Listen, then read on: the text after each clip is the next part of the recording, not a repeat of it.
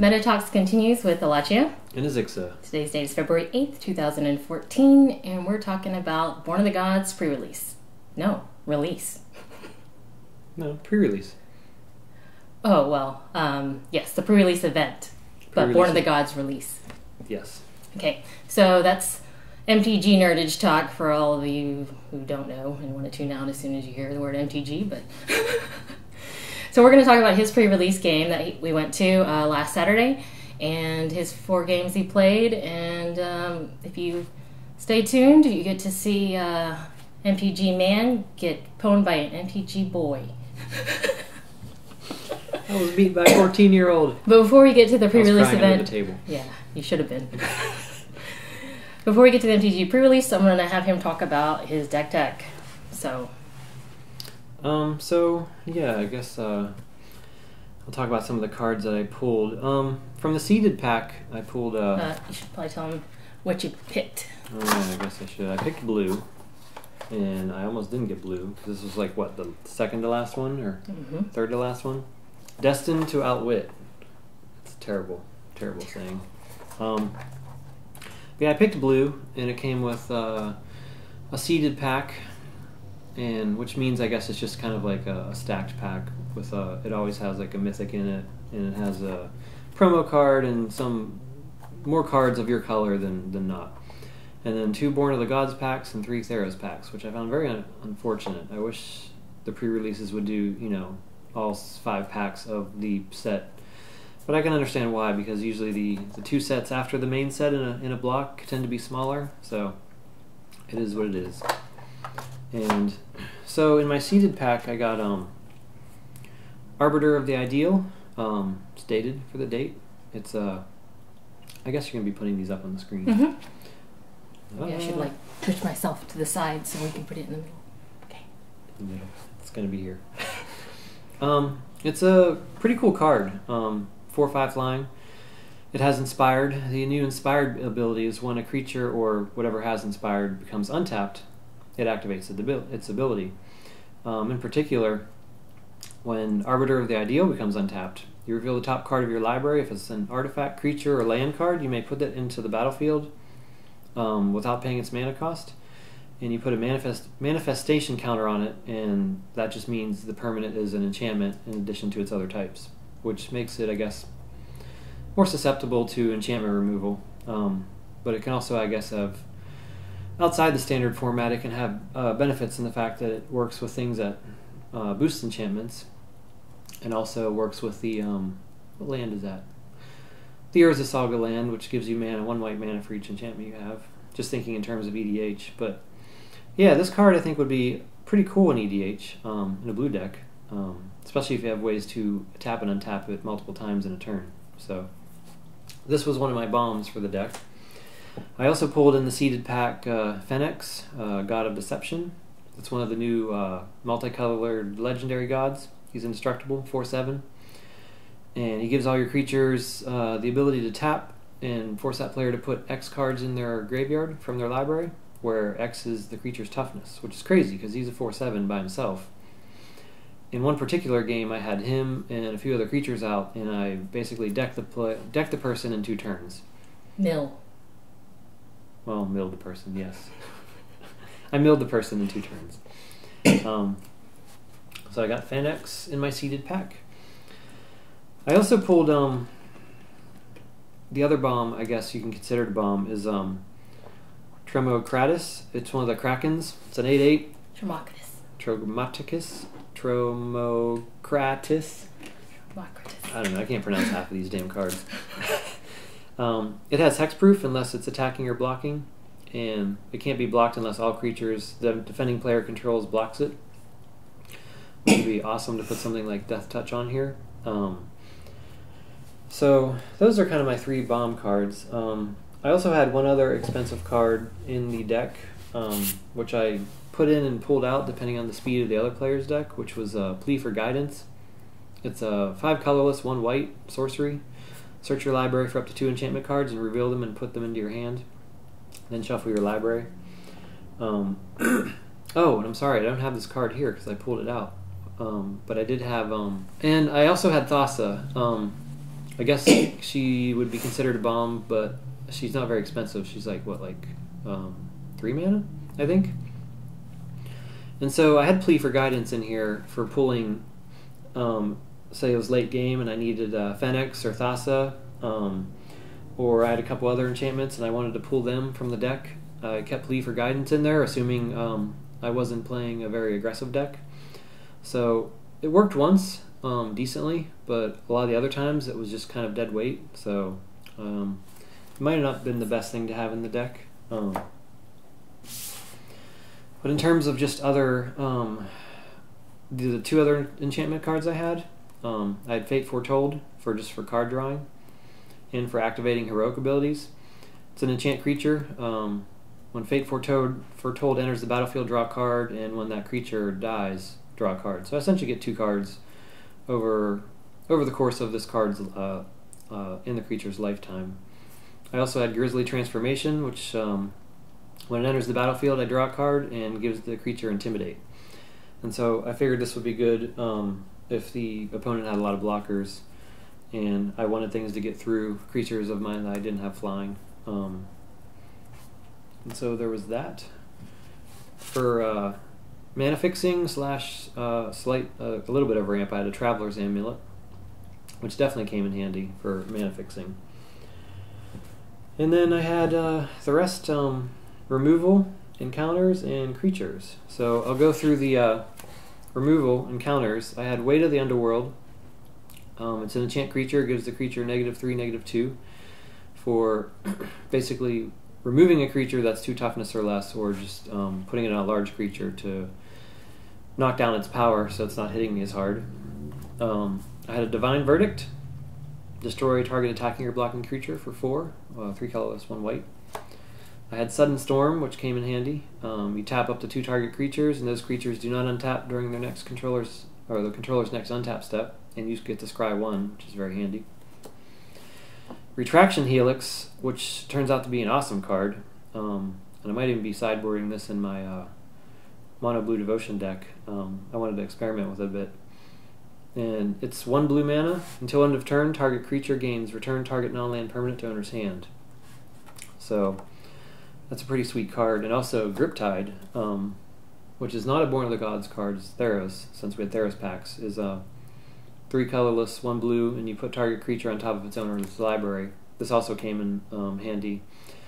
And it's good because it delays the opponent, and I think it was Wedge from the Mana Source was saying, and I never really thought about in these terms, but it's essentially, for 4, it's essentially a time walk. You get another turn, because given the limited amount of mana, and especially if you're playing this on turn 4 or 5, we're not going to be playing much else besides the spells, unless someone has like a bunch of like little weenies. But this is more useful for like someone dropping like a bomb or like just some sort of large creature. But yeah, putting it at the top of their library, they have to like spend a whole other turn drawing the card and then deciding if they want to play it again or playing something else. So yeah, definitely a really nice card in a limited format. In my counter spells, I had 1 Dissolve and 1 Nullify. Dissolve is 1 colorless, 2 blue. You counter target spell and you scry 1. Much better than cancel. And Nullify, which is 2 blue and counter target creature or aura spell. And so in the limited format, it's nice because people are playing heavy creatures, and especially with this these 2 sets, Theros and Born of the Gods, there's tons of aura spells going on. So for all intents and purposes, it's essentially an old school counter spell. You're just not going to be able to hit global enchantments. You're not going to be able to like counter artifacts or spells, but you don't see as much of those. You see a lot of creatures, at least I did, and so that definitely came in handy as well. In terms of the creatures that I had, let's see here. We'll start with smaller ones and work our way up. I had the Hopeful Eidolon. I hate these. I hate these names. 1 white mana, and it has lifelink. It's a 1/1, but it's also a bestow creature for 4. And when you bestow a creature, it gets lifelink and +1/+1. This was very useful. I only played it on turn 1 once, I think, and it ended up being kind of a waste, but I did get some life out of it. was trying to save it more for the bestow, especially on larger creatures, which then made the lifelink much more useful, and the 1/1 was nice for putting the creature just a little bit over the top in terms of making it hard to remove with red direct damage. I had the Omenspeaker, which is a 1/3. When she enters the battlefield, scry 2, and she's 1 colorless and 1 blue. She came in handy definitely for scrying, and she's a nice blocker for the first 3 turns or so, since she's a 1/3. I found her very useful. I had a Vaporkin for early turn attacking when I had him in my hand first turn. 1 colorless, 1 blue, and he's a 2/1 flying. His only downside is he can't block creatures with flying, but since he's a 2/1, it's better just to attack with him when you can rather than block. I mean, I guess late game you can block a large creature as a last resort, but only on the ground. But yeah, it definitely came in handy. I had this in my hand first turn many, many times. I was surprised, and it was very, very useful, hitting 2 in the air every turn. I had a Deepwater Hypnotist, 1 colorless, 1 blue. It's another 2/1. Has Inspired, so whenever a Deepwater Hypnotist becomes untapped, target creature opponent controls gets -3, -0 until end of turn. And this was great, especially when I got it early game. I was actually able to attack with it. And so when I untapped during my turn, I could then knock a creature's power down, so it was easier to attack, and especially if they had larger creatures. And so those creatures could either block without for fear of my creatures getting killed, or if the creature was like weak enough toughness wise, like they probably wouldn't want to block at all. So it came in handy. I guess it wasn't as powerful as I thought. It would be better if I had a way to untap it when I wanted. It would have been better, I guess, say being able to untap it on their turn if there was a way to do that. Not really a way to do that in standard, but yeah, it was decent. I actually wish I would have had a second Vaporkin instead, but it did its job. What else here? I had a return Phalanx. It's one of the few black creatures I had. Oh, and I guess I never said what colors I was playing. Yeah. Did you? Yeah, well, obviously I was playing blue, but I splashed in white and black. So you might have gotten that from the cards I was saying. But yeah, there's only a handful of black cards and a handful of white cards. The return Phalanx is nice for early game because it's 1 colorless, 1 black. It's 3/3 defender, so it's essentially a wall. But then once I have the extra mana, I can pay 1 colorless and 1 blue, and then he can attack as though he didn't have defender for that turn. So it's nice being able to get a 3/3 as the game goes on, having only spent 1 black, 1 colorless. And this card was pretty awesome, even though he turned on me in one game against the 14-year-old, which caused my downfall. Siren of the Silent Song, 1 colorless, 1 blue, 1 black. He's a 2/1 flying. His Inspired is whenever he becomes untapped, each opponent discards a card and then puts the top card of his or her library into his graveyard. This was pretty awesome because he's a flyer, so harder to deal with for a lot of decks. So he was hitting for 2, and then during my turn when I was untapping him, against a couple decks in particular, it was definitely screwing up the other person, having them discard and also flipping a card over, which putting the top card of their library into their graveyard isn't that big of a deal. It's kind of annoying if they're using scry effects because, I mean, they're scrying, they look at the card on top, they determine if they want it, it's probably a card they need if they're going to leave it up there, and then this is going to force them to throw that card into the graveyard and mess up their scrying effects. But the discard was more powerful by far. The unfortunate thing I guess it was the last game I played against this kid, it was coming down to where I had Arbiter of the Ideal in my hand, and I had scryed, and I knew I had Tromokratis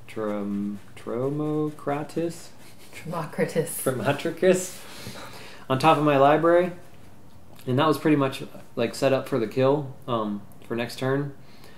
And he took control of my Siren of the Silent Song. It untapped. I discarded my 1 card in my hand, which is the Arbiter of the Ideal, and then my Tromokratis, that guy. Went into my graveyard, and then everything I drew from there was just crap. It was like land and stuff, and I died. And that's basically how I lost the final game and went 2-2 instead of 3-1, which was very sad. But yeah, aside from that, he's a very cool card. He seemed pretty like he was really good in limited format. I did have Sentry of the Underworld. I put him in, even though it was kind of dangerous, giving my limited white and black mana, because he's 3 colorless, 1 white, 1 black. But he is a 3/3 flying with Vigilance, and I can pay 1 white and 1 black, and pay 3 life, and regenerate him as a last resort. I did get him out 1 game, and he helped a lot, and I happened to have the mana, which was nice. Given that it's later game, 5 mana, there's a good chance, especially after mana fixing with Traveler's Amulet, if I get it, that I'm going to have all 3 color mana. But yeah, he turned out to be pretty decent. I only got to play him, I think, 1 game out of the whole evening, or afternoon, I should say. But he did his job. And then the last 3 blue cards, I had the Aerie Worshippers, which is 3 colorless, 1 blue. He's a 2/4, or she. We haven't foiled that. Oh yeah, we do have foil this. She has Inspired, so whenever she untaps, I can pay 2 colorless and 1 blue, and if I do, I put a 2/2 blue bird enchantment token onto the battlefield, and that bird token can fly. It's a pretty nice card.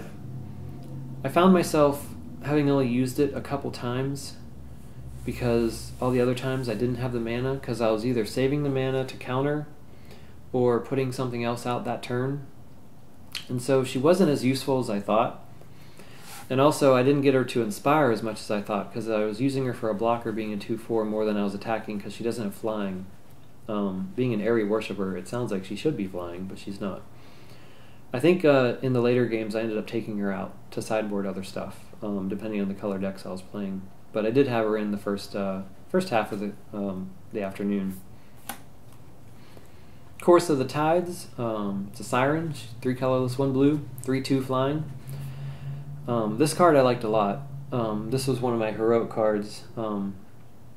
Actually, it might have been one of the only heroic cards I had, unless I did have some other stuff I was sideboarding here and there. But yeah, this was one of the main, I think it might have been the only heroic card I had in consistently. But whenever you cast a spell on her, she gets to scry. She lets you scry 1.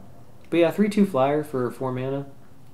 Definitely not bad, especially being a common. And she did do a lot of damage in a lot of games. It was very useful for the 4-drop slot. And another card I had, which I maybe should have taken out and I should have put something cheaper in, because I did have trouble. I did get lucky with the Vaporkin and some of the other low-cost cards, having them in my hand first turn.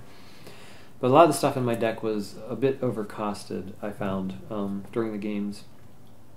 But I did have the Sphinx's Disciple. It's 3 colorless, 2 blue, for a 2/2 flying. Kind of weak for the cost, but its inspired ability is whenever it becomes untapped, I get to draw a card. If it wasn't flying, this would be useless, because you wouldn't be attacking with the 2/2 generally, because they would always have creatures out at this point in the game. But it did come in handy. In a couple games, I did draw quite a few cards off of it, so it was decent. I think I did replace it at one point for one particular game, and then I put it back because I wanted to sideboard something else in, because I think it was a faster deck I was playing. So, but that is all for the cards, except for land here. And I had 17 land. I had 1, 2, 3, 4, 5, 6, 7, 8 islands. I had 4 swamps and 4 plains. And for my 17th, I had the Nykthos, Shrine to Nyx, which, given a lot of the double blue and a lot of the creatures I had, this came in handy a couple games and was generating 1 or 2 more mana than I was putting into it, which was excellent, given my devotion I had. And that was pretty much it. Obviously, you get to use all your other cards that you pull as a sideboard. The only things I used that I wanted to mention was I had a second Divine Verdict, playing decks with large creatures, because it is 4 mana cost, and this putting a second one came in handy a couple games for sure.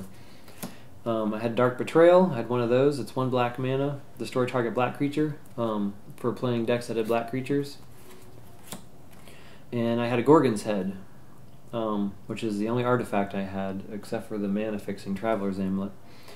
It is a equipped creature, has Death Touch, and it's equipped cost of 2, which is a little bit expensive for the format, I thought. But I thought it would be awesome for large creatures like the Tromokratis, who's an 8/8, and when I attack with it, it can't be blocked unless all creatures defending player controls blocks it. And putting Death Touch on that would be crazy. I also thought I could put it on the God of Deception, or any creatures with a nice toughness that were on the ground, like the what's her name, Aerie Worshippers. I think I only ended up using it a couple times, but in some of the decks with like creature with opponents some of the decks where they had larger creatures, it didn't seem as effective in fast decks, so I left it out. So those are the only 3 sideboard cards I use more often than not, and that's pretty much it. And yeah, I went 2/2.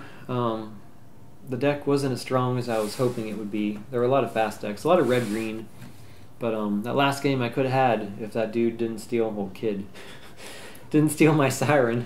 It was so sad, but he played a good game. The kid was smart. He knew his stuff. Total nerd. Didn't he have Xenagos? And yes, he had Xenagos. He had 3 gods, and one was Xenagos, and he was playing red-green, and his deck was very strong. So my deck did pretty well against it, except when he stole that, it was all over. The very last game of the pre-release. And because of it, I guess there weren't a lot of people there, and so going 2/2 only netted me 1 pack, which was unfortunate. It was really cool because they were giving away to people who went 4-0.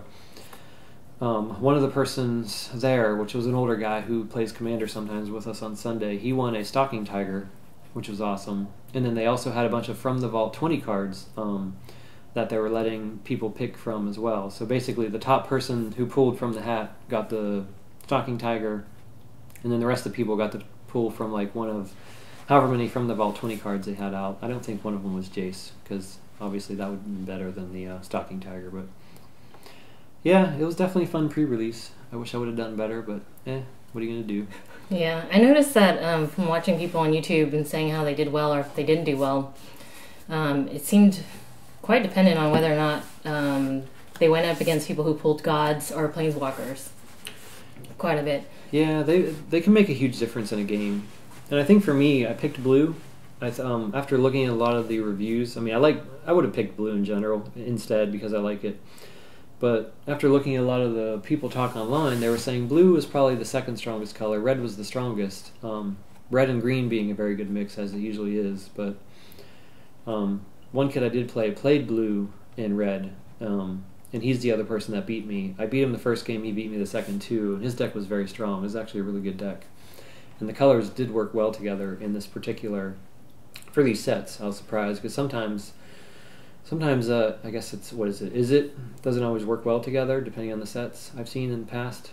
But yeah, his was pretty strong. But yeah, people that pull the gods and the planeswalkers, they tend to do a little bit better. Especially, man, Xenagos was terrible.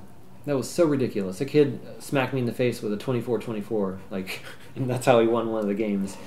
I was like, there's just nothing I could do. I'd used like a Divine Verdict, I think I'd used both Divine Verdicts already. And he just kept putting creatures out. Just got ridiculous with Xenagos. The card is absolutely ridiculous. Yeah, it's pretty sick. Doubling the creature's power. And haste. Yeah, and haste. Yeah, true. That's true. Yeah, I was... Phenax, I mean, he's nice. He's definitely... I think he'd be an awesome commander for especially on 1 versus 1 for milling people. And I'm curious if anyone's going to even try to do a milling deck in Standard. I think it's doable with him because he's ridiculous. And if you have the right type of creatures and you can stall long enough, I mean, you can deck someone so fast with this guy. I'm very curious to see if someone's going to make one work. But in this deck, like, he wasn't as useful, and a lot of times I had trouble even making him a creature, since you need 7 devotion between black and blue. But yeah, I guess some creatures were just easier to get away with in terms. The gods. Some were easier to make a creature, depending on what kind of permanents you're going to be putting onto the board. Yeah, and I did get a box of Board of the Gods, and we opened it up, and I did pull some awesome stuff, but I did not get a Kiora. That's Kiora, right? Yes. Yeah, Kiora. Because I have a bunch of her followers, which are Planeswalker? Cool. Yeah, I have a bunch of her followers, which I think is a cool card, and I want to figure out something to do with them, but I did not have her. So maybe next time we can talk about the cards you pulled and then how you're going to try to make a couple EDH decks out of them? Yeah, I think that'd be a good next episode. And also coming up, a friend of mine who plays Magic. I've been playing Magic with him since 2000. He wants to talk about his white weenies. 2004. He wants to talk about his white weenie. He wants to talk about his white weenies. It might be an X-rated episode, guys. But no, we're going to talk about just white weenie. Basically in Standard and in Legacy, because he just made a Legacy Death and Taxes deck, which he loves. We're going to talk about a bunch of creatures and removal, and how some of the cards have evolved, and yeah, a lot of stuff related to using white weenies, and maybe an EDH as well. But he has a lot of ideas, and I think it'd be a good conversation because he's a bit obsessed about Magic, which is cool. And I'm always keen to learn more about he knows Magic stuff. So yeah, I'm very interested in learning that stuff, especially white, and it's not my color. So because I used to have a white weenie deck, and I think I was the one that turned him on to using that style of playing, because I had a white weenie deck as far back as 1994, and then eventually as the deck evolved, I put Mother of Runes in it, and I think that's around the time where he made his white weenie deck, and he just kind of kept going from there. And I never did much with it after that, because as I guess some of you may know, I took a break after I think Odyssey, and I just started playing again last year. So I still have my classic white weenie deck. It has Tundra Wolves in it, and Savannah Lions, and Mother of Runes and stuff. So definitely not updated, but maybe I'll update it at some point. I think it'd be a good conversation. We'll see. We'll see. I always like talking about white weenies, so. All right. Until next time, guys. Bye. Oh, stay tuned for the footage. Oh yeah, stay tuned for the footage. That'll be after this.